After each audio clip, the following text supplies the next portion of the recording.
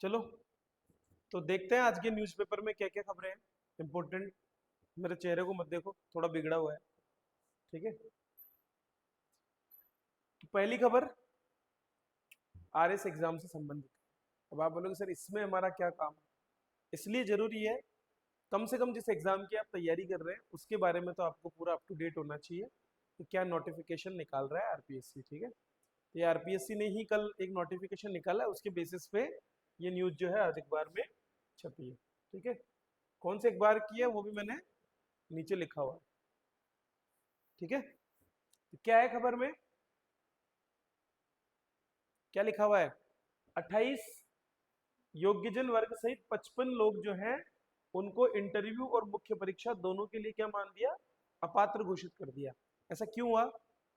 तो जब मेंस का रिजल्ट आने के बाद में, जैसे मान लो कैटेगरी वाले जो बच्चे हैं, खास करके जिनको मान लो विशेष योग्यजन कैटेगरी में रखा है, स्पेशली एबल्ड, हो सकता है वो अपने अलग अलग जो डिसेबिलिटीज होती है, दिव्यांगताएं होती है, उनके हिसाब से वो गए होंगे।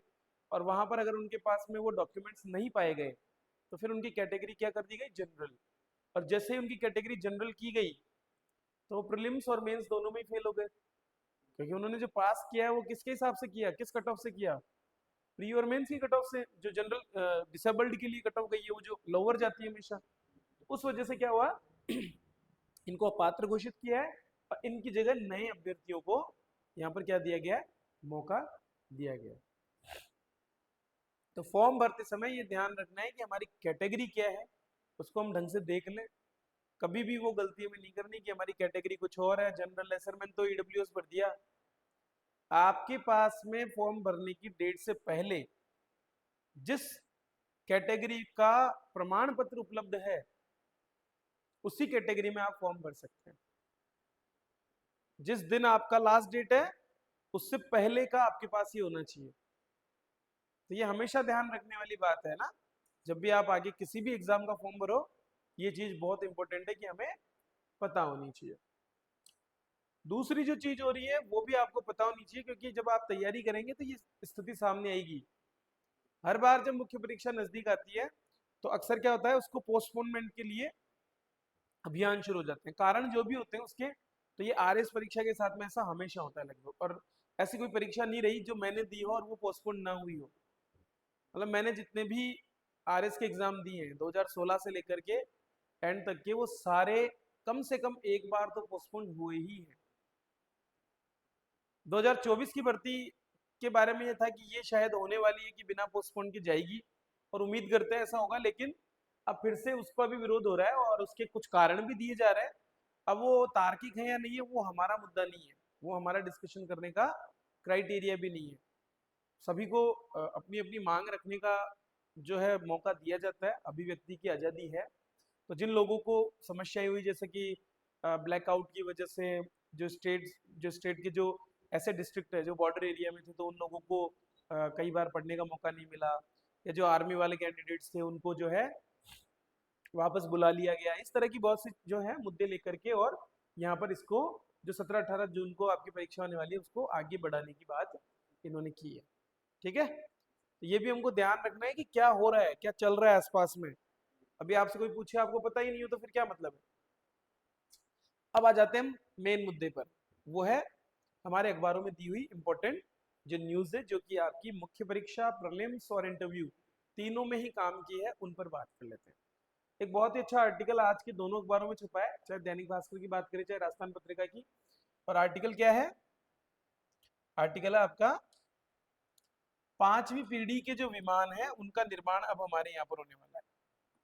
पांचवी पीढ़ी क्या होती है? पांचवी पीढ़ी, देखो, किसी भी चीज का जो डेवलपमेंट होता है ना, उसमें किसी एक विशेष समय पे उसमें कुछ विशेष खासियत होती है, कुछ सुविधाएं होती है। जैसे मान लो हम बात करते हैं मोबाइल टेलीफोनी का विकास की। किसकी बात कर रहे हैं हम?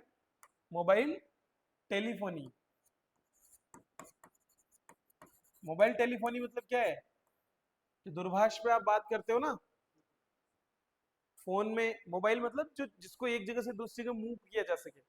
एक समय था जब शुरुआत हुई थी फिक्स टेलीफोन से, तार से संचार होता था, तो लाइंस लगी होती थी, और उन लाइन से फोन कनेक्टेड होते थे, वो घर पे ही फिक्स्ड होते थे। फिर शुरुआत हुई मोबाइल टेलीफोनी की, मतलब इस तरह के यंत्र हमने बनाए जो एक जगह से दूसरी जगह पर ले जाए जा सकते थे। पहली जनरेशन के मोबाइल टेलीफोनी आई जो 1G।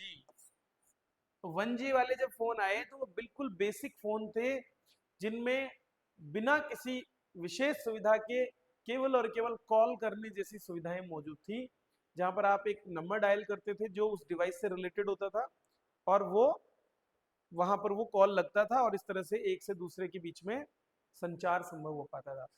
फिर उसके बाद में उसमें 2G आई, फिर 3G आई। 2G में फिर आपके GPRS और CDMA, इस तरह से करके अलग अलग कैटेगरीज आई। फिर 3G आए, फिर 4G, 5G। 4G में आपके 3G के बाद में आपके VoLTE करके, वॉइस ओवर LTE करके और फीचर्स आने लगे। फिर 4G कैटेगरी आ गई, फिर 5G। ये क्या है? ये विकसित होती हुई तकनीकी के अलग अलग समय में जनरेशन से या पीढ़ियां हैं, जिसमें कुछ विशेष खासियत उनमें होती है, और जब वो उन खासियत को आप किसी डिवाइस में धारण कर लेते हैं तो उस डिवाइस को उस पीढ़ी का बोला जाता है। तो तकनीक जो है ना इवॉल्व होती रहेगी। आज ही जो भी आप देख रहे हो, आज से 10 साल बाद में वो चीजें वैसी नहीं मिलने वाली। तो हम क्या करते हैं, कुछ विशेष तकनीकों के समूह को एक साथ बना करके उसको पीढ़ी का नाम दे देते हैं। सेम टू सेम हमारे जो विमान हैं, जिनका प्रयोग सेना के द्वारा किया जाता है, उन विमानों में भी लगातार उत्तरोत्तर सुधार हुए, उन्नत हुए। मतलब उनमें नए फीचर्स डाले गए, चाहे वो कम्युनिकेशन से रिलेटेड हो, चाहे वो रडार से बचने के मामले में हो, चाहे वो उनकी परफॉर्मेंस से रिलेटेड हो, उनकी कैपेसिटी से रिलेटेड हो। ठीक है, वो सारी जो भी चीजें जब चेंज होती है तो एक नई जनरेशन का विमान सामने आता है। ठीक है, इससे जुड़े हुए प्रश्न भी आपको पूछे जाते हैं। अब पिछले साल के यूपीएससी का जो आईएएस का पेपर था, उसमें एक क्वेश्चन आया था जिसमें कुछ विमान दिए हुए थे और पूछा गया था कि निम्नलिखित में से कौन से 5वीं पीढ़ी के युद्धक विमान है। तो अभी फिलहाल वर्तमान में जो विकसित देश है, उनमें से कुछ देशों के पास में 5वीं पीढ़ी के युद्धक विमान है। ठीक है, भारत की अगर हम बात करें तो भारत का जो सबसे स्वदेशी तकनीक से निर्मित जो सबसे आधुनिकतम विमान है, वो कौन सा है? वो है हमारा LCA, light combat aircraft mark 1। LCA तेजस के नाम से हम उसको जानते हैं। हिंदुस्तान एरोनॉटिक्स लिमिटेड, ये एक संस्थान है देश का जो विमानिकी में काम करता है, उसके द्वारा इसे बनाया गया है। तो LCA तेजस ये हमारा सबसे आधुनिकतम पीढ़ी का, मतलब 4.5 जनरेशन का विमान है। अब 4.5 क्यों बोल रहे हैं? कि चौथी पीढ़ी से थोड़ा ऊपर की खासियत धारण करता है, लेकिन 5वीं पीढ़ी के लेवल तक अभी नहीं पहुंचा है। इसी तरह उसका मार्क 2 डेवलप किया जा रहा है। तो मार्क 2 जो है वो कैसा है? 4.5 प्लस है, मतलब 4.5 से भी ऊपर है। लेकिन अब हमारी सरकार ने बोला है कि भाई हम जो है 5वीं पीढ़ी के विमान बनाने जा रहे हैं, और वो भी विमान कहाँ बनेंगे? हमारे देश में ही बनेंगे। तो हमारे देश में 5वीं पीढ़ी के विमान बनाने की बात कही गई है। अब कुछ चीजें आपको देखनी पड़ेगी। इसको जो नाम दिया गया है वो बहुत इंपॉर्टेंट है। एक तो एडवांस मीडियम कॉम्बैट एयरक्राफ्ट, क्या नाम दिया है? Advanced medium combat aircraft. पहले क्या था? Light combat aircraft, LCA। अब क्या हो गया है? Advanced medium combat aircraft, AMCA। ये एक्चुअल में LCA का मार्क 3 है। जो तेजस जो है ना, उसका मार्क 3 बोल सकते हैं उसको, तेजस मार्क 3, जिसको हम AMCA भी नाम दे रहे हैं। तो कहा जा रहा है कि हम इसमें वो सारे फीचर्स डालने वाले हैं जो इसे 5वीं पीढ़ी का विमान बनाता है। वो फीचर्स क्या है? तो फीचर्स देखो, जैसा मैंने बताया पीढ़ी क्या होती है, तो यहाँ पर लिखा हुआ भी है कि विमानों में पीढ़ी का मतलब क्या है, मतलब पिछले विमान से ज्यादा बेहतर प्रौद्योगिकी। अब विमान में प्रौद्योगिकी क्या होती है? एक तो उसकी स्पीड। स्पीड किससे होती है? उसके इंजन से। उसके इंजन में जितना फास्ट पिस्टन होगा उतना ही ज्यादा थ्रस्ट वो देगा, और जितना थ्रस्ट होगा उतनी स्पीड उसको मिलेगी, और जितनी तेज स्पीड उतना ही रडार को चकमा देने की क्षमता। क्योंकि रडार क्या करता है? अगर रडार क्या करता है, रडार एक सिग्नल भेजता है, और वो सिग्नल उसके पास जब बैक आता है उसके अनुरूप वो देखता है कि क्या चीज है, तो उसको आइडेंटिफाई करता है। लेकिन अगर आपकी स्पीड इतनी फास्ट है कि आप उसको सिग्नल को जाकर आने से पहले ही आप वहां से निकल गए तो वो आपको पकड़ना मुश्किल हो जाता है। ठीक है। रडार चेतावनी रिसीवर, तो किसी रडार ने आपको इंटरसेप्ट कर लिया है, इसके बारे में भी अगर विमान में कोई ऐसे यंत्र लगे हुए हैं कि हाँ तुम्हें पकड़ लिया गया है, तो ऐसे में वो संकेत दे दे तो सावधान होने की गुंजाइश होती है ना, तो वो अपने आप का बचाव करने में मदद करता है। पल्स डॉपलर रडार, इलेक्ट्रॉनिक युद्ध प्रणाली। इलेक्ट्रॉनिक युद्ध प्रणाली मतलब ऑटोमेटिकली सिग्नल्स मिलते रहते हैं कि आपको क्या करना चाहिए, या फिर कह सकते हैं कि नीचे ग्राउंड पर जो मॉनिटरिंग टीम है उनसे उनका सीधा कनेक्शन है। ऐसी बहुत सी चीजें हैं। ठीक है। इसके अलावा फ्लाई बाई वायर तकनीक। फ्लाई बाई वायर तकनीक, हेड अप डिस्प्ले, तो जो हमारे जो पायलट्स होते हैं उनके चेहरे के सामने जो उनका जो सिर पे जो लगा होता है हेलमेट, उसी पे या फिर जो उनकी स्क्रीन है विमान की, उस पर सीधा उनको रियल टाइम डेटा मॉनिटरिंग जो है देखने को मिलती है या मिल रहा होता है, तो उनको निशाना साधने में या बाकी चीजों में मैनूवरिंग करने में इनमें दिक्कत नहीं आती। ये सारी चीजें पांचवी पीढ़ी में क्या होता है, स्टील्थ तकनीक और एकीकृत सिस्टम, इंटीग्रेटेड सिस्टम में मतलब अब पायलट और विमान अलग अलग ना होकर के दोनों एक हो जाते हैं। ठीक है। दोनों के बीच में तारतम्यता आ जाती है, मतलब उस तरह के फीचर्स उसमें दिए होते हैं। इधर भी दिया हुआ है बहुत सी चीजें। ये नेटवर्क सेंट्रिक वारफेयर प्रणाली से लेस होगा। 2 इंजन वाला युद्धक विमान, इसका वजन कितना होने वाला है।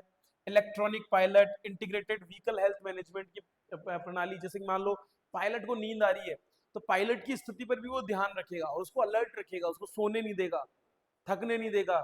ठीक है। उसके मूवमेंट से समझ जाएगा कि पायलट क्या चाहता है। तो आने वाले टाइम में हो सकता है इस तरह के भी विमान आएंगे, जैसे फिल्मों में आपने देखा होगा इस तरह के होते हैं कि वो हाथ को यूं मारता है तो जो जिस स्पेशल व्हीकल में वो बैठा है वो भी उसी तरह से मूव करेगा।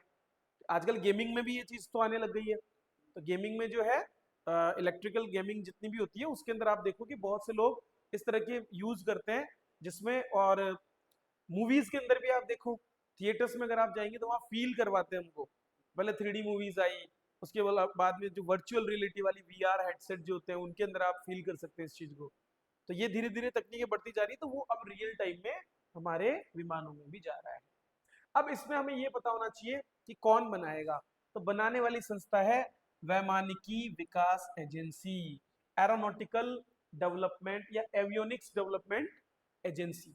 किसके है अंतर्गत है ये, DRDO, अनुसंधान एवं विकास संगठन, रक्षा अनुसंधान एवं विकास संगठन, defence research and development organisation. तो DRDO आपके अलग से एक टॉपिक भी है आपके कौन से वाले टॉपिक में, साइंस वाले में। तो टेक्नोलॉजी में आपके DRDO आता है, और DRDO के पास में अलग अलग प्रयोगशालाएं हैं, लगभग 50 के लगभग 43 से भी ज्यादा प्रयोगशालाएं DRDO के पास में, जो अलग अलग तरह के उपकरणों का निर्माण करती है सेना के लिए।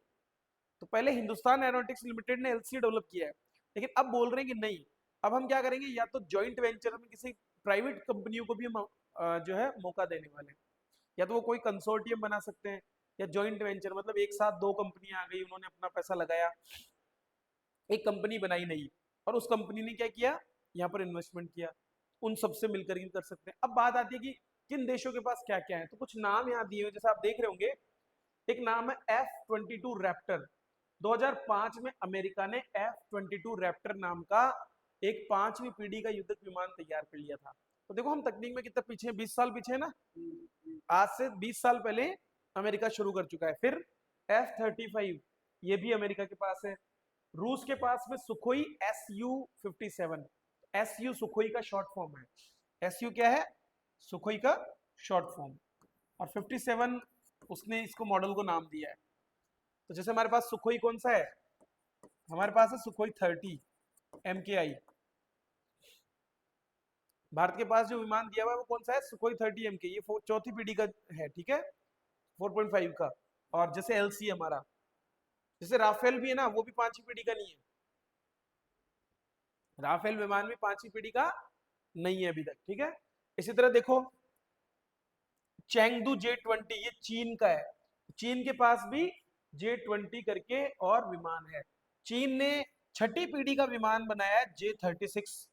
तो देखो हम अभी 5वीं पीढ़ी की बात कर रहे हैं और चीन छठी पीढ़ी पर भी पहुंच गया है, उसके पास कौन सा J-36। और अमेरिका के पास F-47। हालांकि ये ट्रायल में है अभी तक इनको ऑन वॉर या ग्राउंड पर जो है या फिर कमीशन नहीं किया गया है। कमीशन का मतलब होता है जब सेना को सुपुर्द कर दिया जाता है या वायुसेना को जब दे देते हैं हम विमान को, जैसे आपने देखा होगा ना सी ट्रायल्स चलते हैं हमारे बहुत से, जैसे विक्रांत INS विक्रांत जब बना तो लंबे समय तक उसका समुद्र में परीक्षण किए गए, परीक्षण पूरे हो गए, उसके बाद उसकी कमीशनिंग की गई, मतलब वो परमानेंटली फिर उस दिन से सेना का हिस्सा बन जाता है। तो 4.5 पीढ़ी, 5वीं पीढ़ी और 6ठी पीढ़ी, ये आपको ध्यान होना चाहिए। अब इनके नाम ये बहुत इंपॉर्टेंट है, नाम आप लिख ले, क्योंकि ये नाम जो है ये आपको क्वेश्चन में मिल जाएंगे। निम्नलिखित में से कौन सा एक 5वीं पीढ़ी का है, या फिर इनको सुमेलित कीजिए, नाम होगा सामने देश होगा, इस तरह का प्रश्न।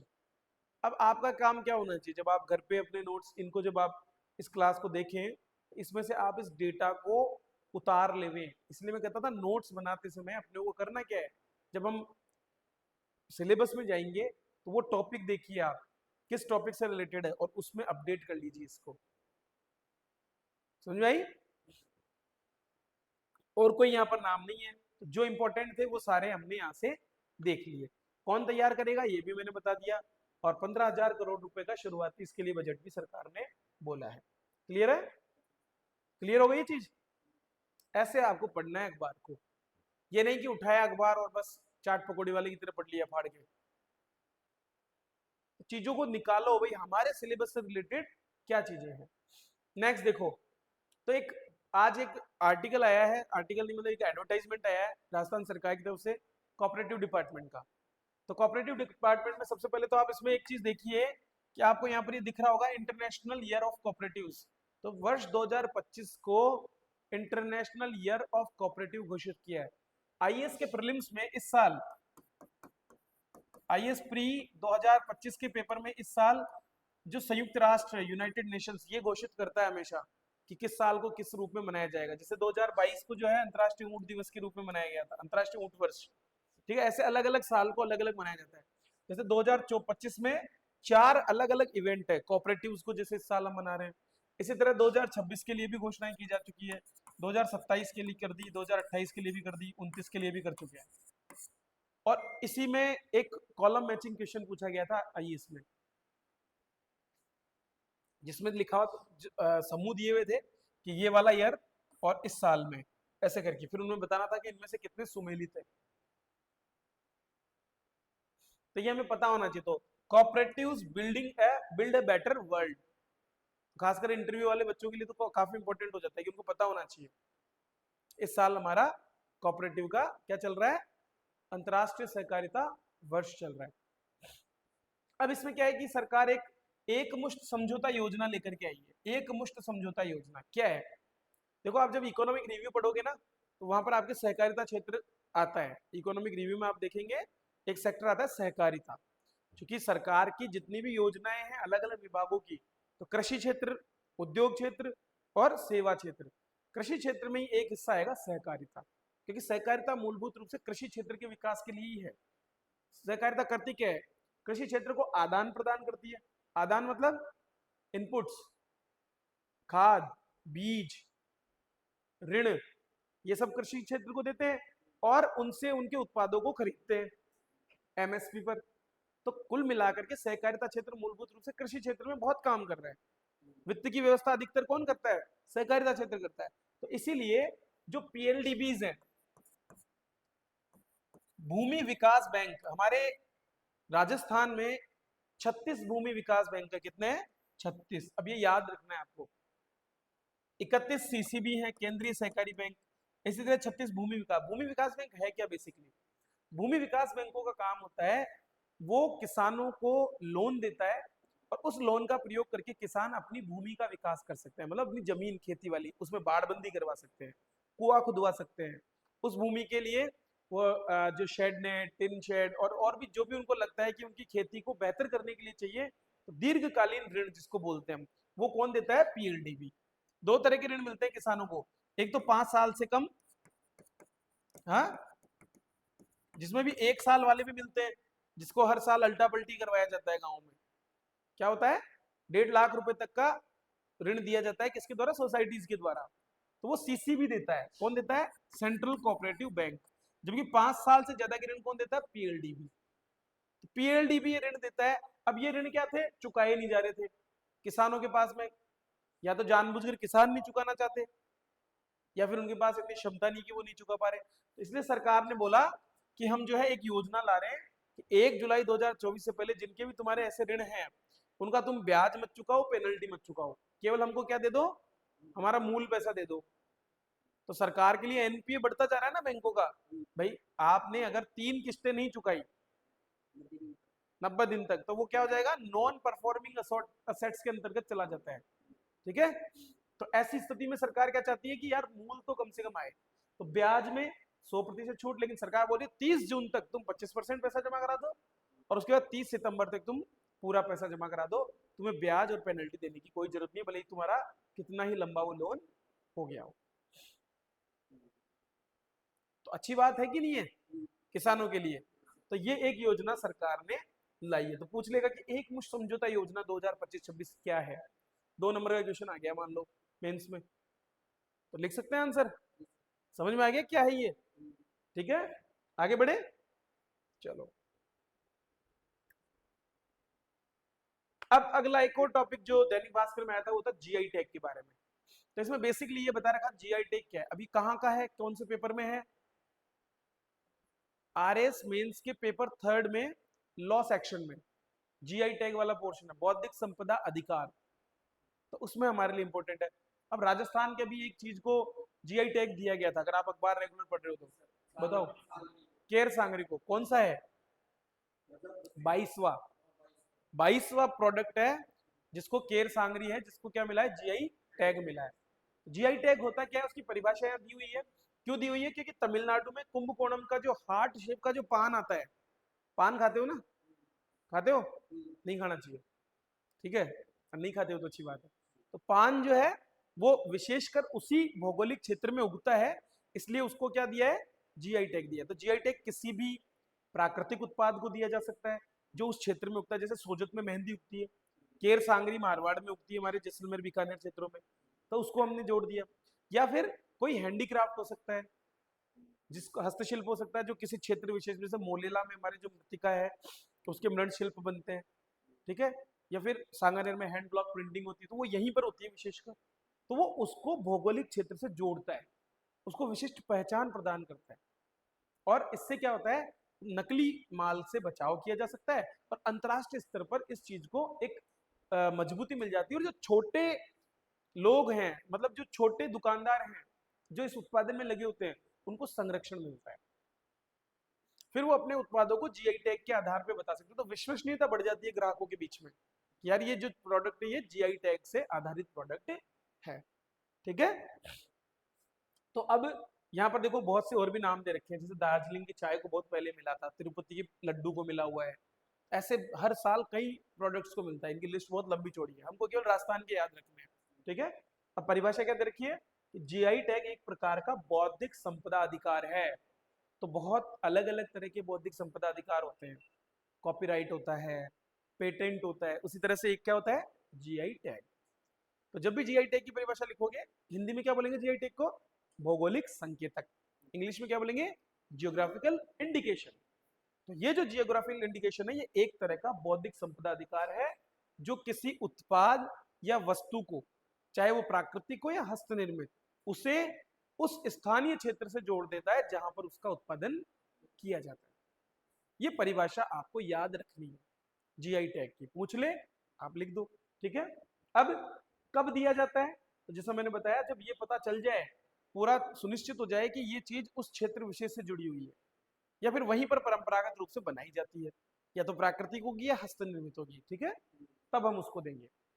क्या लाभ होगा? तो वो भी मैंने बता दिया। राष्ट्रीय अंतरराष्ट्रीय स्तर पर पहचान मिलेगी। ठीक है। असली उत्पाद की नकल नहीं होगी, छोटे लोगों को लाभ होगा, और ये सारी चीजें हमको मिलेगी। इसके लिए करना क्या पड़ता है?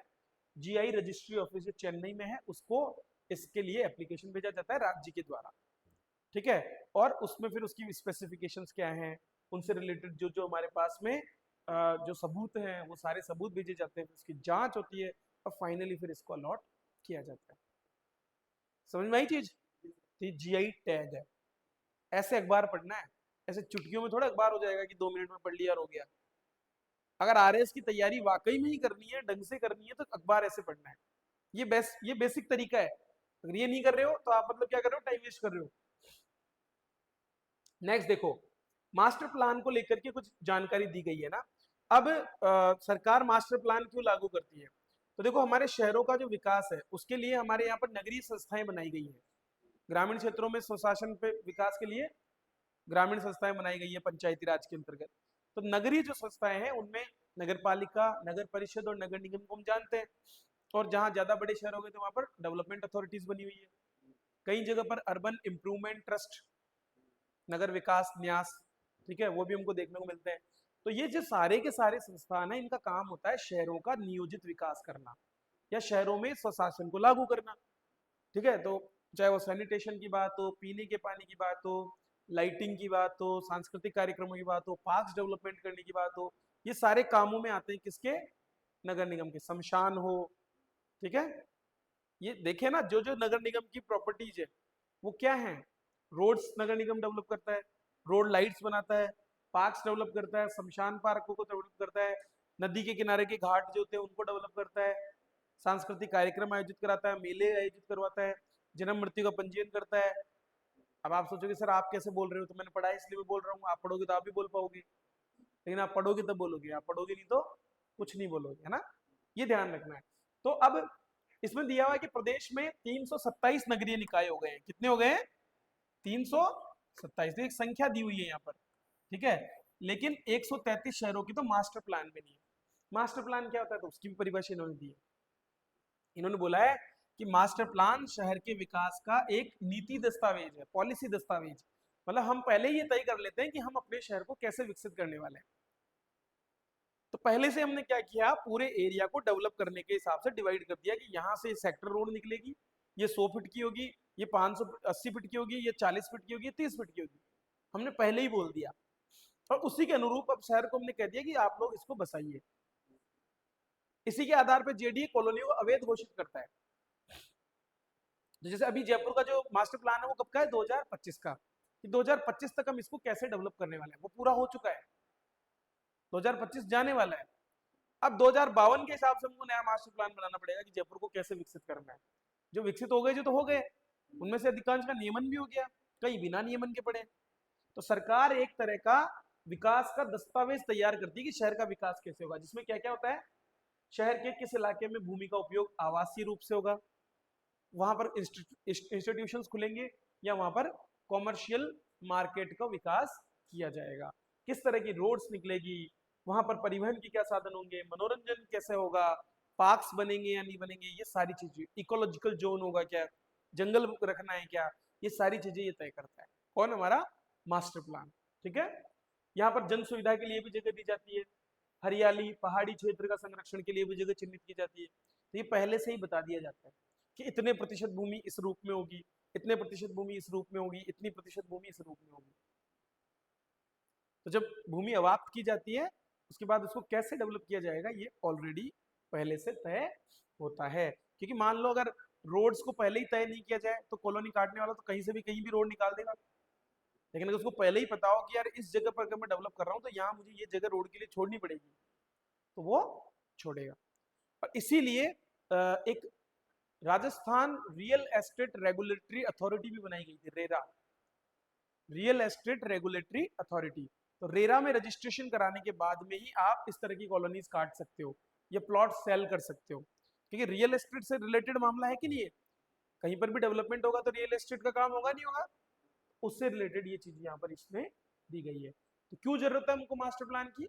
सुनियोजित विकास के लिए, तो बेतरतीब जो विकास हो रहा है उसको रोकने के लिए, इसलिए मास्टर प्लान की जरूरत है। लेकिन आज हमारे जो कुल निकाय है उनमें से 38 शहर ही जो है उनमें शामिल है जिनमें निकायों का गठन हुआ है, बाकी में हुआ ही नहीं है।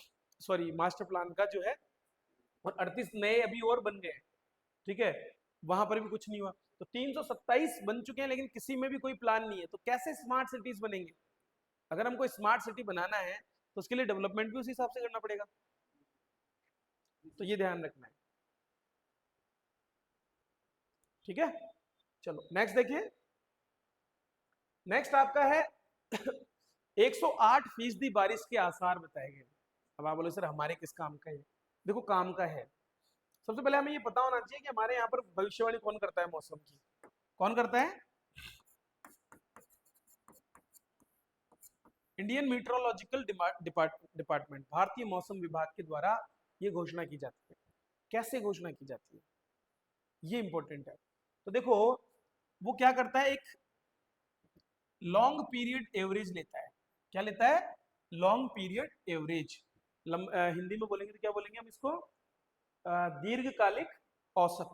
क्या बोलेंगे? दीर्घकालिक औसत। तो लॉन्ग पीरियड एवरेज मतलब आप 50 साल, अब इसमें 1971 से लेकर के और 2020 तक का पीरियड लिया हुआ है। इस कालखंड में किसी क्षेत्र में जो बरसात हुई है उसके आधार पर तय किया जाता है कि वहां पर एवरेज बारिश कितनी होती है। जैसे हमारे यहाँ पर राजस्थान का कितना दे रखा है? 519 के करीब है लगभग, है ना? इतना ही लिखा होगा सर, 520 या 19 के करीब, जिसमें से लगभग 420 के करीब जो बरसात है वो तो मानसून में होती है और बाकी शीतकालीन और बाकी बरसात होती है। तो कुल मिलाकर के कितनी है? लगभग 519-20 के करीब है। एग्जैक्ट मोटा मोटा आइडिया ये है। इसका मतलब हो गया ये सेंटीमीटर में है, मतलब 0.51 मीटर। ये mm में है, सॉरी सेंटीमीटर में नहीं है, mm में है। 519 बारिश हमारे यहाँ होती है। मतलब अगर एक बार में पूरी बारिश कर देना तो यहाँ पर लगभग इतना पानी भर जाएगा। इसका मतलब समझो क्या है? आप पढ़ लेते हो, पढ़ लिया, फिर क्या मतलब है? ऐसी पढ़ाई किस काम की जिसका मतलब ही समझ में नहीं आ रहा?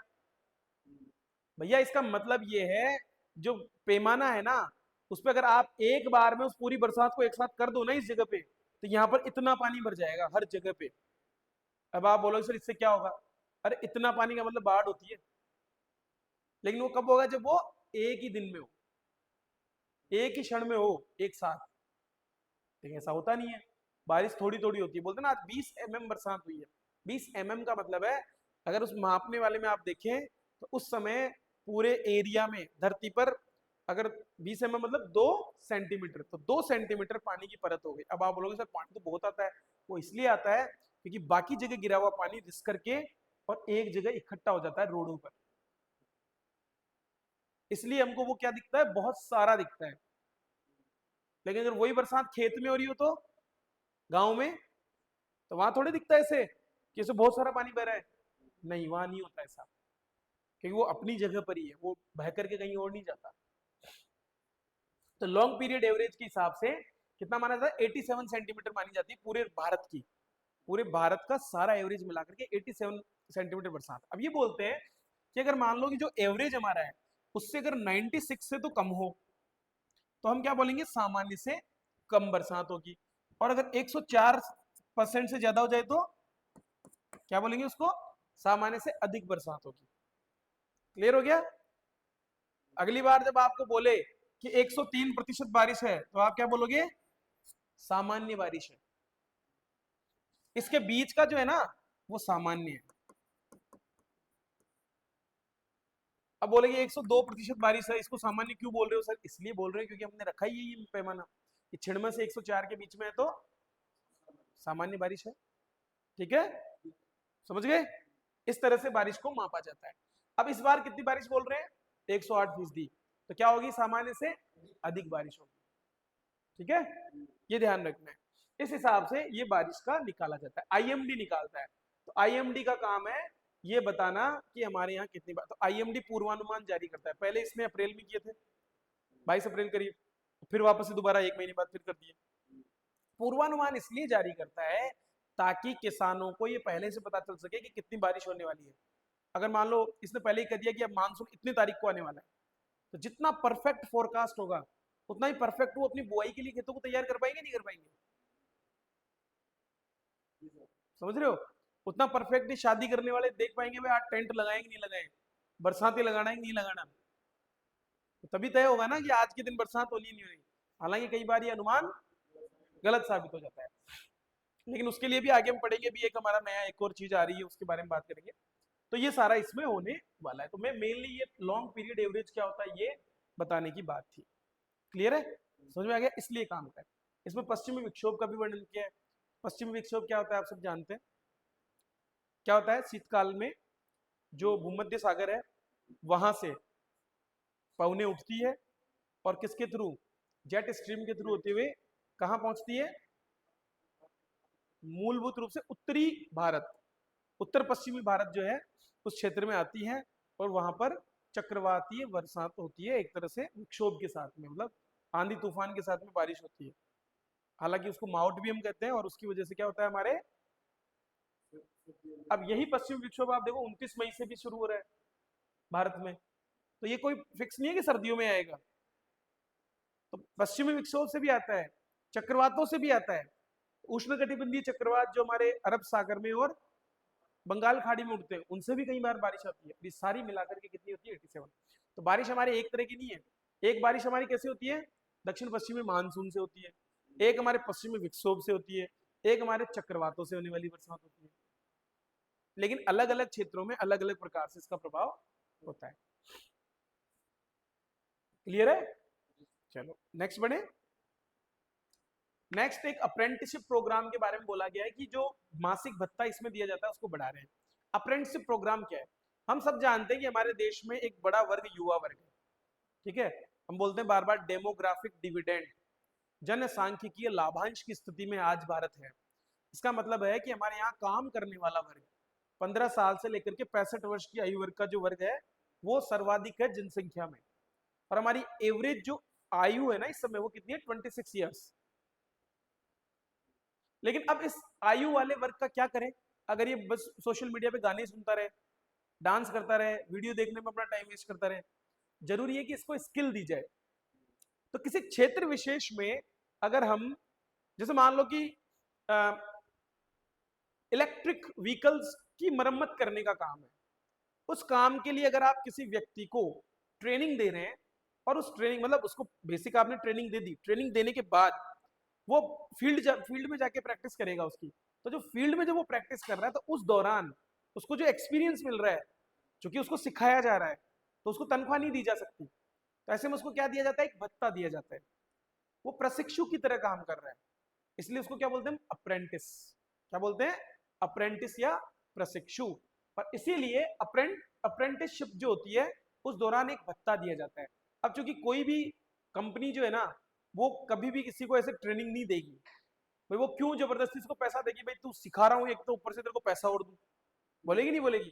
तो सरकार क्या करती है, क्योंकि सरकार चाहती है कि ज्यादा से ज्यादा लोग क्या हो, स्किल डेवलप हो, मतलब एक तो वो व्यक्ति जो सीखा हुआ है वो काम कर रहा है, और एक व्यक्ति जो बिना सीखा हुआ है वो काम कर रहा है, कौन ज्यादा अच्छा करेगा, सीखा हुआ व्यक्ति। इसीलिए सरकार चाहती है कि लोगों को ट्रेनिंग मिले। तो सरकार कंपनी जितनी भी जो ऐसी कंपनियां होती है जो इस तरह के प्रोग्राम को लॉन्च करती है उनको क्या देती है, एक इंसेंटिव देती है, या फिर एक एक हिस्सा उनसे बांट लेती है कि ये लो इतना पैसा हम तुम्हें देंगे, तुम इनको ट्रेनिंग दो इतनी अवधि के लिए। ठीक है, तो बहुत सी कंपनियां, अब तो 2 प्रोग्राम हमारे चल रहे हैं। तो एक सेंट्रल अप्रेंटिसशिप काउंसिल है, केंद्रीय प्रशिक्षुता परिषद, उस परिषद की जिम्मेदारी है कि वो 2 कार्यक्रमों को लॉन्च कर रही है। एक तो है PM national apprenticeship promotion scheme, तो अप्रेंटिसशिप को बढ़ाने के लिए, अप्रेंटिसशिप को बढ़ाने के लिए प्रधानमंत्री के नाम पर एक स्कीम चल रही है, उसमें एक तो मदद दी जाती है, और दूसरी है नेशनल अप्रेंटिसशिप ट्रेनिंग स्कीम। इन दोनों के अंतर्गत जो अभी भत्ता दिया जाता है उसको 36% बढ़ाने की बात इन्होंने बोली। तो पहले कितना मिल रहा है ये 5,000 से 9,000, और इसको बढ़ा करके कितना कर दिया जाएगा, मैक्सिमम 12,300 तक। तो समय के साथ भाई महंगाई तो इनकी भी बढ़ रही है ना, तो सरकार ने ये कहा है। क्लियर है? क्यों? ताकि अप्रेंटिसशिप में अब जो कम पैसा मिल रहा था उसकी वजह जो अप्रेंटिसशिप को छोड़ रहे हैं उन लोगों को रोका जा सके, ताकि वो स्किल्ड हो सके और आगे जा करके फैक्ट्रीज में और बाकी जगह जहां भी जाए तो उनको एक तो हमारी इंडस्ट्रीज को स्किल्ड लेबर मिले, और दूसरा उनको अच्छा रोजगार भी मिल पाए। तो रोजगार देना सरकार की सबसे बड़ी समस्या है कि नहीं, उसकी पूर्ति करने की कोशिश यहाँ पर होती है। क्लियर है? नेक्स्ट है, जो हमारे प्रवर समिति को 3 विधेयक भेजे गए थे वो ठंडे बस्ते में चले गए। ये ठंडा बस्ता हमारे काम का नहीं है, हमारे काम की चीजें 2, प्रवर समिति क्या है और दूसरा ये 3 विधेयक कौन से। तो राजस्थान की जो विधानसभा है, देखो किसी भी विधानसभा में या संसद में कोई भी विधेयक जब प्रस्तुत होता है तो उससे ज्यादा 2 ही घटनाएं होती है, या तो उस पर बहस होगी और बहस होगी उसको पारित किया जाएगा, या उसको रिजेक्ट कर दिया जाएगा, या फिर उसको प्रवर समिति को भेज दिया जाएगा। तो देखो रिजेक्ट करने की तो गुंजाइश बहुत कम होती है, क्योंकि सरकार उसी को लाती है जिसको पारित करना चाहती है, उन्हीं विधेयकों को लाया जाता है, ठीक है। तो इनको हम सरकारी विधेयक बोलते हैं। गैर सरकारी विधेयक भी होते हैं। कई बार मान लीजिए कोई मंत्री के अलावा कोई अदर व्यक्ति जो कि सदन का सदस्य है, अगर वो किसी विधेयक को प्रस्तुत कर दे तो गैर सरकारी विधेयक होते हैं। जनरली कौन करता है? मंत्रिपरिषद ही करती है। तो कोई भी विधेयक लाना है, संशोधन लाना है, ये काम कौन करेगी? मंत्रिपरिषद करेगी, तो मंत्री करेगा संबंधित। लेकिन कई बार क्या होता है, कोई व्यक्ति विशेष भी क्या करता है, अदर कोई मान लो विधानसभा का सदस्य है, संसद का सदस्य है, सांसद या विधायक को क्या करेगा, अपनी तरफ से एक विधेयक ला देगा। हालांकि उसको पारित होने की गुंजाइश क्यों होगी भाई? सरकार से थोड़े उसने कोई उस बारे में चर्चा की है। तो हमेशा कौन लाते हैं? सरकारी सदस्य लाते हैं, तो इसलिए सरकारी विधेयक बोलते हैं उसको।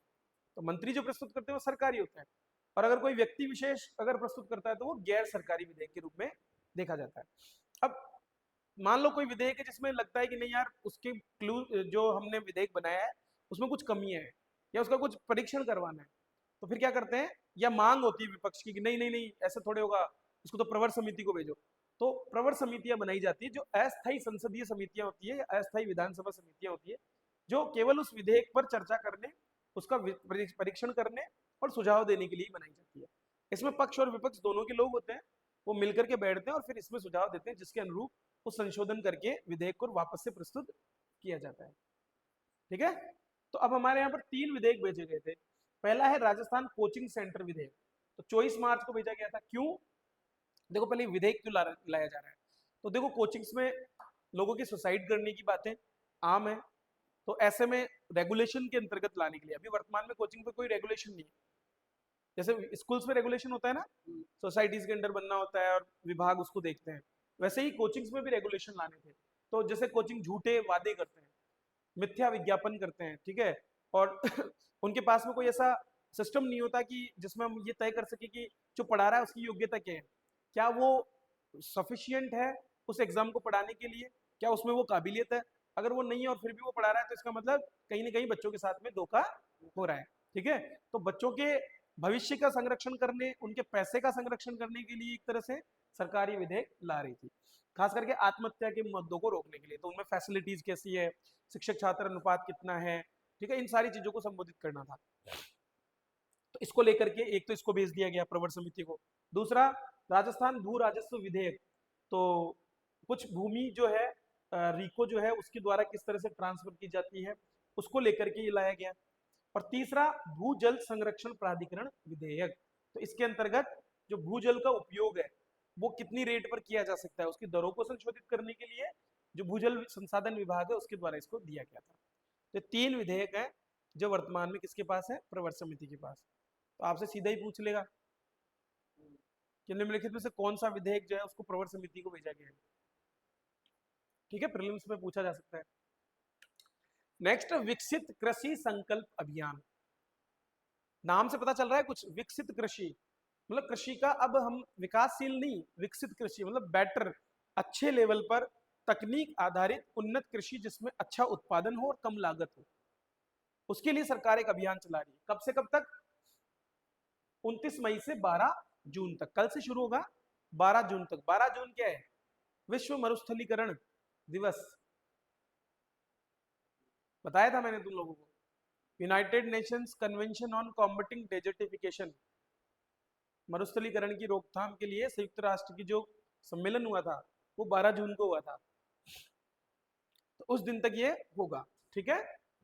तो इसमें क्या होगा, 700 जिलों में 2000 से भी ज्यादा वैज्ञानिक दलों को इसमें जिम्मेदारी दी गई है। उद्देश्य क्या है?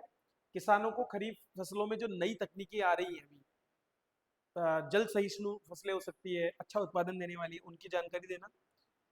प्राकृतिक खेती की विधियों की जानकारी, ताकि जो वर्तमान में खाद बीज और इनका प्रयोग ज्यादा हो रहा है, उर्वरकों का प्रयोग ज्यादा हो रहा है, उसको रोकना। मृदा स्वास्थ्य कार्ड आधारित फसल चयन, ताकि मृदा के स्वास्थ्य को बनाए रखा जा सके। संतुलित उर्वरकों का उपयोग, तो सरकार चाहती है कि कम से कम उर्वरकों का प्रयोग करें और ज्यादा से ज्यादा प्राकृतिक खेती की तरफ हम बढ़े। ICT, information and communication technology, ICT क्या होता है? सूचना एवं संचार प्रौद्योगिकी, उनका प्रयोग करना। तो और मतलब इसका मतलब क्या है, जैसे एआई अब शुरू हो रहा है, तो क्या है कि ऐसे सेंसर्स हमारे जमीनों में लगे हों, हमारे जो उपकरण हैं वो सेंसर युक्त हो, तो हम घर बैठे ही उनको ऑपरेट कर सकें। जैसे सोलर आने से क्या हो गया, बटन दबाते ही कहीं से बैठे बैठे आपका कहीं भी बोरिंग हो वहां से आप, तो उसको भी हम इंफॉर्मेशन टेक्नोलॉजी से जोड़ सकते हैं। और भी तो आईओटी एनेबल्ड होना चाहिए, इंटरनेट ऑफ थिंग्स, मतलब हम घर बैठे यहाँ से सिग्नल देंगे तो ऑटोमेटिकली वहां पर बंद हो जाएगा, उसका डेटा हमारे पास मॉनिटरिंग आती रहेगी, भाई कितना हो चुका है क्या नहीं हुआ है। जैसे आजकल घर में पानी की टंकी भरने भरते ही एक सिग्नल आ जाता है ना, पानी की टंकी भर गई है, पानी की टंकी भर गई है, वो एक लगा रहता है, ठीक है, उससे पता चल जाता है। तो उसी तरह से कि सिंचाई पूरी हो गई है, सिंचाई पूरी हो गई है, बंद कर दो बंद कर दो, पानी बाहर जा रहा है, फसल बोलेगी मैं पक गई हूँ मैं पक गई हूँ मुझे काट लो। हाँ बिल्कुल। तो जो लक्षण है उसके उनको सेंसर करने के लिए, तो सेंसर बेस्ड जो है टेक्नोलॉजी का प्रयोग करना। पौधा बोलेगा पानी दो, प्यासा मर रहा हूं, गर्मी ज्यादा हो गई, तो फसल को उसी समय चीजें मिलनी चाहिए जब उसको जरूरत है। बचाओ बचाओ कीटनाशक, बचाओ बचाओ कीट आए मुझे खा रहे हैं बचाओ, पेड़े से बोले, मतलब वो वैसे नहीं बोलेगा, पर वो उस डेटा के रूप में बोलेगा, जो उसमें परिवर्तन होगा उनको देख करके सेंस करके ये बताया जा सकता है। ठीक है, तो ये सारा सब कुछ होगा।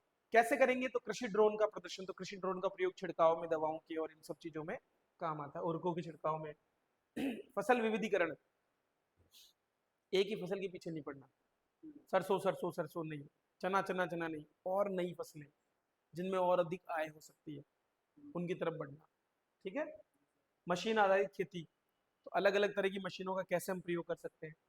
किसान वैज्ञानिकों के साथ सीधा संवाद, और जो किसानों ने नवाचार किए उनका प्रचार करना, ये सारी गतिविधियां इस विकसित कृषि संकल्प अभियान में होने वाली है। याद रखोगे, इनके नोट्स बनाने हैं तुमको, ठीक है। चलो नेक्स्ट मैंने बोला था ना कि कैसे पता करता है ईएमडी, उस पर बात करेंगे। तो एक भारत फोरकास्टिंग सिस्टम लॉन्च किया है भारत सरकार ने। तो आईएमडी का एक संस्थान है, आईआईटीएम, क्या नाम है, IITM, Indian institute of tropical meteorology. ठीक है, कहां पर है ये, पुणे में, महाराष्ट्र में। यहां पर दो सुपर कंप्यूटर लगाए गए थे, प्रत्यूष और मिहिर, ये दोनों मिलकर के और भविष्यवाणी करते थे किसकी। अब आप बोलोगे सर सुपर कंप्यूटर क्यों, क्या होता है कि मान लो धरती पर मौसम का जो परिवर्तन हो रहा है उसके डेटा को कहां से प्राप्त होता है, हमको सैटेलाइट से। सैटेलाइट बड़ी मात्रा में उच्च हाई रिजोल्यूशन इमेजेस खींचता है। अब वो इमेजेस कहाँ आती है, डेटा सेंटर पे आती है नीचे। ये भी आपके टॉपिक है, सुदूर संवेदन, किस प्रकार से सुदूर संवेदन किया जाता है और सुदूर संवेदन तकनीकी। मुझे लगता है इस बार शायद 10 नंबर का क्वेश्चन आ जाएगा, मुझे ऐसा प्रतीत होता है कि इस बार के मेंस में यहां से प्रश्न पूछा जा सकता है। तो वो आता है, अब इतना डेटा उसको प्रोसेस कैसे करें, तो वो सामान्य कंप्यूटर की बस की नहीं है कि उनको पढ़ना, उनका आकलन करना और उसके आधार पर भविष्यवाणी करना। तो ये कैलकुलेटिंग का काम कौन करता है, सुपर कंप्यूटर्स करते हैं। तो प्रत्यूष और मिहिर दो रखे थे, तो उसके आधार पे हम 12 किलोमीटर तक के एरिया में हम बता पाते थे कि यहाँ पर क्या मौसम रहने वाला है। तो आप जब गूगल का ऐप खोलोगे ना आजकल जो होता है, उसमें आप देखना, उसमें एक टाइम लाइन चलती है, तो दिखाता है कि बादल किधर जा रहे हैं, कहाँ बरसात बढ़ने वाली है, कम होने वाली है, इस तरह का देखा होगा ना। तो वो क्या है, वो यही फोरकास्टिंग है, जो डेटा इन संसाधनों को कौन उपलब्ध कराता है, आईआईटीएम। अब इन्होंने क्या किया, एक नया फोरकास्टिंग सिस्टम बनाया है जिसका नाम क्या है, बीएफएस, भारत फोरकास्टिंग सिस्टम। इसको ताकत कौन दे रहा है, सुपर कंप्यूटर अर्का। याद कर लो, सुपर कंप्यूटर अर्का, क्वेश्चन आने वाला है इससे जुड़ा हुआ, पक्का। ठीक है, सुपर कंप्यूटर अर्का जो है इसकी स्पीड है 11.77 पेटाफ्लॉप्स।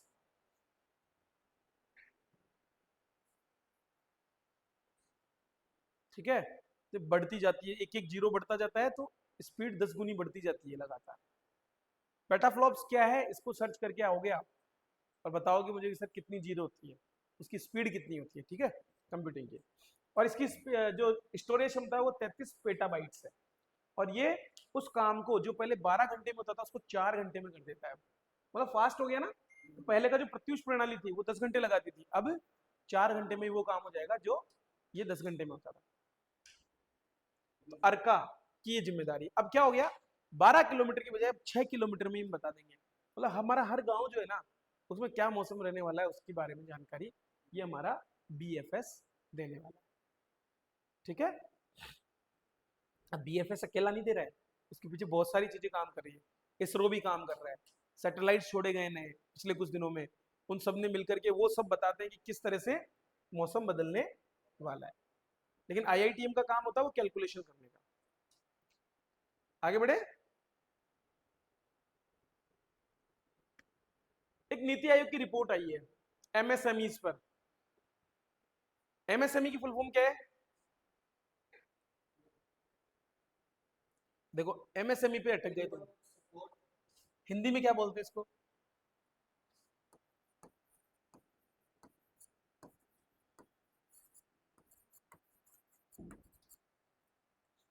सूक्ष्म लघु मध्यम उद्यम। सूक्ष्म किसको बोलते हैं? माइक्रो। लघु मध्यम उद्यम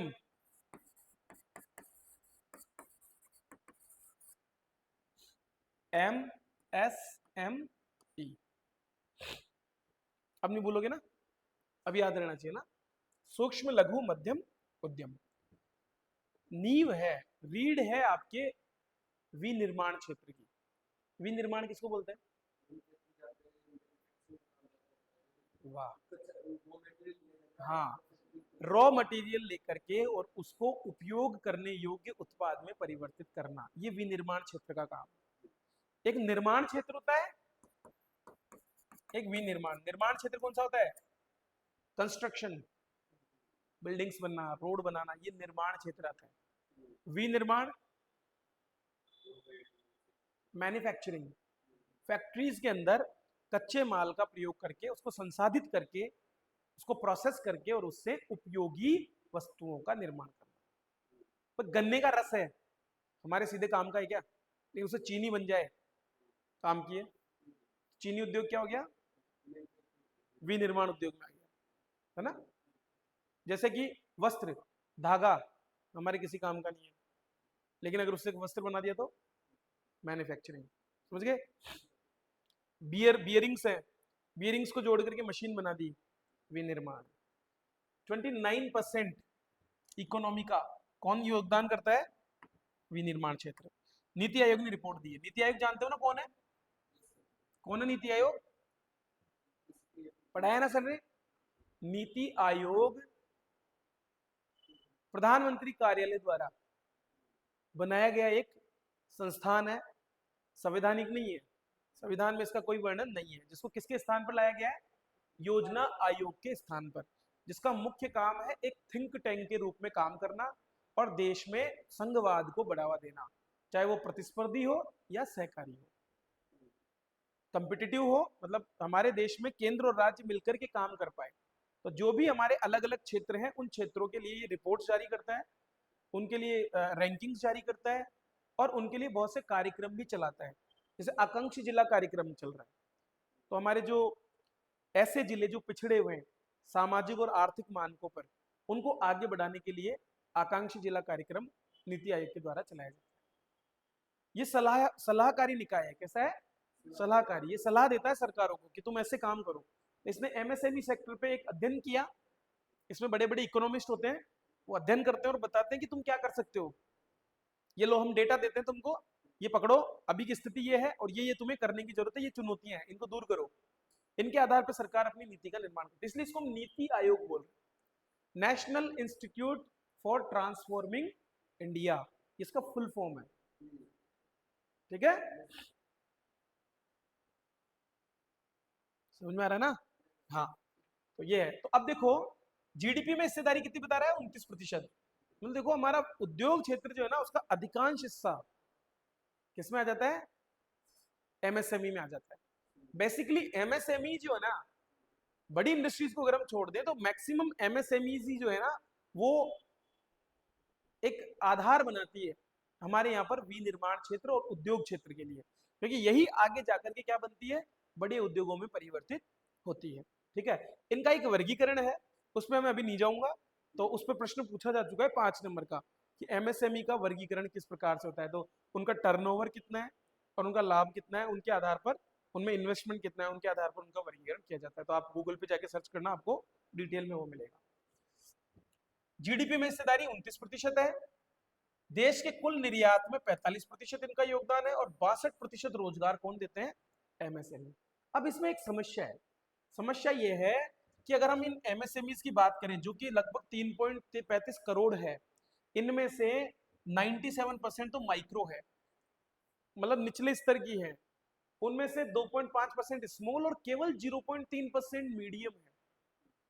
मतलब जो मीडियम या मध्यम आकार की जो संस्थाएं हैं, एंटरप्राइजेस हैं, उनकी संख्या बहुत कम है। अब यहां पर ये बोल रहा है कि कुल निर्यात में हिस्सेदारी तो 40% है, किसकी? मीडियम वालों की, और उनकी संख्या 1% से भी कम है। तो अब आप मुझे बताओ, जब 0.3% अकेली 40% निर्यात कर रही है, तो अगर वही 0.3% 3 पर चली जाए, 3% पे भी चली जाए, तो कितना ज्यादा निर्यात बढ़ जाएगा? तो फिर क्या कारण है कि ये नहीं हो रही है, ये बढ़ क्यों नहीं रही है? उसका कारण है सरकार जो 18 स्कीम चला रही है ना, उनमें से केवल 8 स्कीम ही मीडियम एंटरप्राइजेस के लिए, बाकी सभी स्मॉल और माइक्रो के लिए। तो कोई माइक्रो और स्मॉल मीडियम बनना ही नहीं चाहती, क्योंकि उनको जो बेनिफिट्स वहां मिल रहे हैं, उन बेनिफिट्स को वो छोड़ना नहीं चाहते। तो सरकार, तो इसने इस चीज को क्या किया है? सामने लाने का प्रयास किया। तो उन्होंने कहा है कि छोटी बने रहने से उनको प्रोत्साहन ज्यादा मिलता है, इसीलिए वो बड़ा नहीं बनना चाहती। और अगर हम बात करें कि जो फंड है, तो प्रधानमंत्री रोजगार गारंटी योजना के लिए 50% और पीएम विश्वकर्मा के लिए 18% फंड हुआ है। ये मीडियम उपक्रमों के लिए किसी काम का नहीं है। तो ये जो विश्वकर्मा, चाहे वो जो हमारे जो आर्टिसंस है, उनके स्किल डेवलपमेंट या उनको उपकरण उपलब्ध कराने से जुड़ा हो, या फिर हमारा प्रधानमंत्री रोजगार गारंटी योजना, दोनों का ही। प्रधानमंत्री रोजगार गारंटी योजना भी छोटे वालों के लिए ही है। तो जब मीडियम के लिए मिल ही नहीं रहा, फंडिंग ही नहीं है, तो वो क्यों बनना चाहिए? ठीक है, तो ये एक समस्या यहाँ पर सामने आ रही है। इसलिए इसने सिफारिश की है कि हमको एक तो फंडिंग देनी चाहिए इनको। तो ये बोल रहे हैं कि रियायती ब्याज दरों पर एमएसएमई को 25 करोड़ रुपए तक की कार्यशील पूंजी मिले। अब फिर से कार्यशील पूंजी, पेपर 1 सेक्शन 3 मैनेजमेंट, मैनेजमेंट में आपके कैपिटल के बारे में प्रश्न आएगा। तो वर्किंग कैपिटल क्या होती है? तो कार्यशील पूंजी मतलब जो हाथ में, जिसका आप तुरंत क्या कर सकते हो। दो तरह की कैपिटल होती है किसी भी बिजनेस के बाद में, फिक्स्ड कैपिटल होती है, एक वर्किंग होती है। फिक्स्ड कैपिटल मतलब जैसे ये सब, अब इसका मैं क्या कर सकता हूँ, मेरे को पैसे की जरूरत है तो मैं बेच सकता हूँ क्या इसको? लेकिन मान लो किसी की फीस आई बच्चे की, तो वो क्या हो गई मेरे लिए? कार्यशील पूंजी हो गई। उसको मैं तुरंत क्या कर सकता हूँ? उपयोग में ले सकता हूँ। तो कार्यशील पूंजी कम से कम 25 करोड़ तक हो एक फर्म के पास में, और 5 करोड़ रुपए तक के क्रेडिट कार्ड उनको मिलने चाहिए, ताकि अगर वो कुछ ऐसा बड़ा इन्वेस्टमेंट करना चाहे या कुछ डेवलपमेंट करना चाहे तो वो कर पाए। दूसरा क्या बोला? नई स्कीम। उनके लिए इन 8 स्कीमों के अलावा भी कुछ और नई स्कीम लाई जानी चाहिए। और तीसरा है आर एंड डी मतलब रिसर्च एंड डेवलपमेंट। उनके लिए अनुसंधान और विकास गतिविधियों को प्रोत्साहन दिया जाना चाहिए, ये इन्होंने कहा है। ठीक है, अब चुनौतियां कौन कौन सी हैं? तो पहला, सरकारी योजनाओं की चुनौतियां हैं। 18 में से केवल 8 ही है जो मीडियम के लिए। इसके अलावा जो सरकार के पोर्टल हैं, जैसे कि हम बात करें निवेश मित्र, एनसीडी इंडिया और जेम पोर्टल, इनका प्रयोग नहीं करते। अभी आप बोलोगे क्या है? निवेश मित्र निवेश आकर्षित करता है, इन्वेस्टमेंट बढ़ाता है, कंपनियों के लिए इन्वेस्टमेंट की व्यवस्था करता है। जेम पोर्टल क्या है? Global e market place, government e market place, sorry. तो ये सरकारी मार्केट प्लेस है। तो सरकारें क्या करती है, जैसे सरकारी विभाग होते हैं ना, उनको कोई सामान खरीदना होता है तो वो जेम पोर्टल पे जाके खरीदते हैं। जैसे अपने अमेजन, फ्लिपकार्ट है ना, उसी तरह से सरकार का खुद का एक पोर्टल है GeM, government e market place. तो उसका प्रयोग भी कम कर रही है। ठीक है, ये नहीं करती है। कुशल श्रम बल, 88% उद्यम कौशल विकास योजनाओं का लाभ नहीं उठाते। जो हमने पीछे देखा ना कौशल विकास की योजना अप्रेंटिसशिप वाली, क्यों नहीं उठाते? बोलते हैं टाइम से पैसा नहीं आता, क्वालिटी का तुम ट्रेनिंग देते नहीं हो, तो फिर क्या ही मतलब है। तो एक कुशल श्रम बल की कमी होना। फंडिंग, इनके पास फंडिंग नहीं है, मैंने बता दिया आपको। और इनको बैंक लोन भी जो है ना महंगा देते हैं। बड़ी कंपनियों को तो सस्ता लोन मिल जाता है, इनको बहुत महंगा लोन दिया जाता है। टेक्नोलॉजी इनकी पुरानी है, तो नई टेक्नोलॉजी नहीं है तो डेवलपमेंट नहीं कर सकते, और प्रोडक्ट इतने किफायती नहीं होंगे। टेक्नोलॉजी से क्या होता है? कॉस्ट कम कटिंग होती है। टेक्नोलॉजी इन्फ्यूज करते क्या होता है? कॉस्ट कटिंग होती है। मान लो मैं ये इतना सारा बनाकर खुद लाया हूँ, तो मेरे पास ऐसी टेक्नोलॉजी होगी, मैं उसको जैसे उसमें फीडिंग कर दूं खाली, ऑटोमेटिकली वो ये सब बना दे। कॉस्ट कटिंग हो गई ना, ऑटोमेटिकली मुझे पेमेंट करना पड़ रहा है, वो नहीं करना पड़ेगा। हाँ, ठीक है। इनोवेशन, 78% उद्यमों को लगता है कि नवाचार बढ़ावा देने के लिए अतिरिक्त उपायों की जरूरत है, तो उनको इनोवेशन के भी आइडियाज नहीं है। और लास्ट में अनुपालन बोझ, तो सरकारी बहुत से फंडे होते हैं इंस्पेक्टर्स के राज में, आप जानते हो कि ये पालन करो, ये करो, इधर ध्यान रखो, वो सब इनके लिए करना मुश्किल हो जाता है। और अंत है बुनियादी ढांचा, इनके पास में जमीनों की भी कमी है, क्योंकि अगर मान लो किसी को मध्यम स्मॉल को मीडियम बनना है तो उसको फैक्ट्रीज लगानी पड़ेगी, एरिया बढ़ाना पड़ेगा, तो उसके लिए भी कमी इनके पास होती है। तो ये सारी की सारी चीजें हैं जो नीति आयोग ने यहाँ पर बनाया। तो बड़े छोटे उद्योग खुद बड़ा होना नहीं चाहते, इस शीर्षक के साथ में ये आर्टिकल है। देखो कितना कम इंपॉर्टेंट आर्टिकल और कितना ज्यादा इसमें जानकारी हमको दी है, ठीक है। तो ये सारा सब कुछ है। तो इस तरह से करंट अफेयर्स हमको पढ़ने चाहिए, मेरा जो मानना है। प्रीलिम्स हो चाहे आपका मेंस हो चाहे आपका इंटरव्यू हो, उनमें ये ऐसे काम आते हैं। अब इनमें से जो इंपॉर्टेंट आपको लगे उन चीजों को आप अपना एक कॉपी बनाना, ठीक है, डेली आप उसमें से लिखोगे। मैं कोशिश करूंगा कि मैं डेली आपकी एक क्लास ऐसी लूँ। ओके।